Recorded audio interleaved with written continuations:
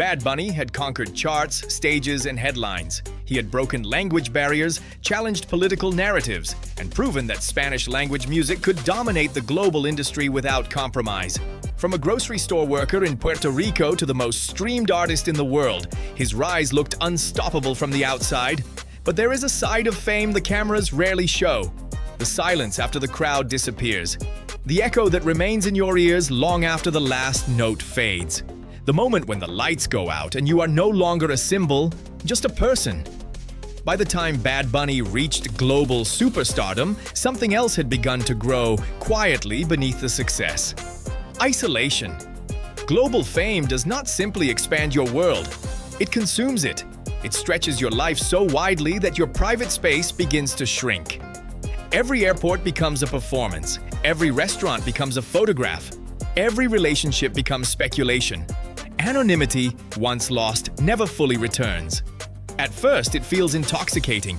The applause, the numbers, the headlines, the validation that your voice matters across continents. But over time, validation turns into expectation. Expectation is heavier than applause. Fans expect constant output. The industry expects dominance. Streaming platforms expect records. Media expects controversy. Brands expect influence. And suddenly, you are no longer just creating art. You are maintaining a machine. Touring amplified everything. Stadium after stadium. Rehearsals, flights, interviews, security briefings, sound checks, lighting cues.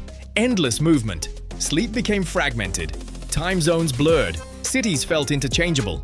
He would land in a country, perform for 50,000 people, leave before sunrise, and wake up somewhere new that demanded the same intensity. The body can endure pressure. The mind absorbs it. There were nights when he stood backstage seconds before stepping into an arena filled with screaming fans and felt a strange duality. Complete control on stage. Complete vulnerability off stage. On stage, everything made sense. The music, the rhythm, the synchronized movement of thousands of people responding to his voice. It was power in its purest form, but power fades when the music stops. What remains is quiet. In hotel rooms high above cities, he barely had time to explore. He was not Bad Bunny. He was Benito. No stage lights, no symbolism, just silence and unfamiliar walls. Success magnifies everything. The highs become higher, but so do the internal questions. Am I still creating from passion, or am I feeding expectation? At the height of his dominance, when streaming platforms declared him the most listened to artist in the world, he made a decision that surprised many. He slowed down. He stepped back. He allowed space between projects. In an industry obsessed with constant presence, that was risky. Momentum, once paused, can disappear. But burnout, once ignored, can destroy everything. The music industry has a pattern. Rapid rise, global hype, overexposure, collapse. He saw it. He studied it. He refused to become part of it. Longevity requires discipline. Discipline sometimes looks like silence. He reduced interviews, limited public appearances, guarded his private life more intensely. Social media became more selective. Some fans called it mystery, others called it distance. What they were witnessing was protection. Fame demands access. The world wants updates, reactions, visibility. But visibility without pause becomes erosion. When you are constantly visible, you begin to lose shape. So he created invisibility on purpose, not to disappear, but to breathe. Rumors circulated, relationship speculation, industry gossip. When you reach a certain level, narratives form without your permission. But he understood something powerful. You do not have to respond to every headline. Silence can be strategy. Silence can be strength. By not reacting, he removed oxygen from noise. In a digital era built on reaction, restraint became radical. Behind the scenes, he returned to Puerto Rico often. Not for publicity, for grounding, for family, for familiarity, for reminders of who he was before global charts defined him. Identity becomes fragile when fame becomes your only mirror. When millions project expectations onto you, you risk forgetting who you were before those projections existed. The boy from Vega Baja still lived inside him, but the world mostly saw the icon. Balancing those realities became the real challenge. He once admitted he did not want to be famous forever. That statement unsettled people. How could someone at the peak speak about impermanence? But that mindset revealed something important. He never chased fame for fame itself. He chased creative freedom.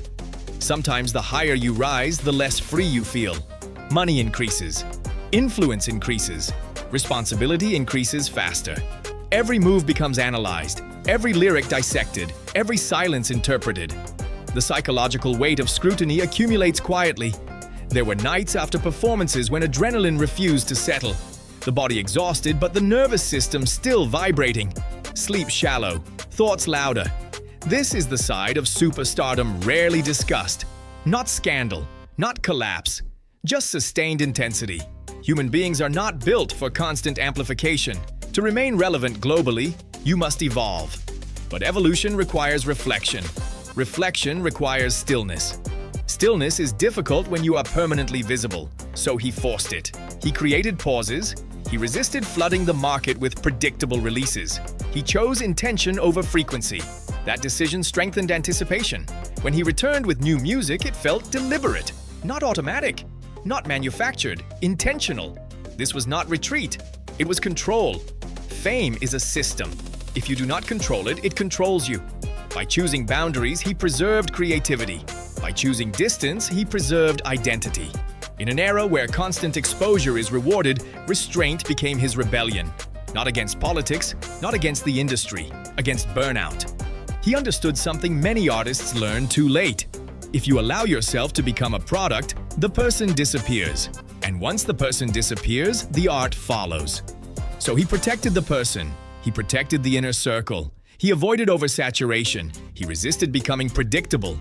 That discipline is why his influence remains strong, not just because of numbers, but because of narrative control. Mystery sustains legacy. When audiences are not given everything, they lean forward. Anticipation is powerful. Today, he remains one of the most influential artists in the world, but his rhythm is different. His appearances are measured, his projects curated rather than reactive. He learned that domination is not constant noise, it is sustained relevance. Sometimes strength is stepping away from the spotlight before it consumes you. Sometimes power is choosing not to speak. Sometimes the boldest move in a world obsessed with noise is silence. Fame amplifies you. Discipline sustains you. And Bad Bunny understood that before the world fully realized it.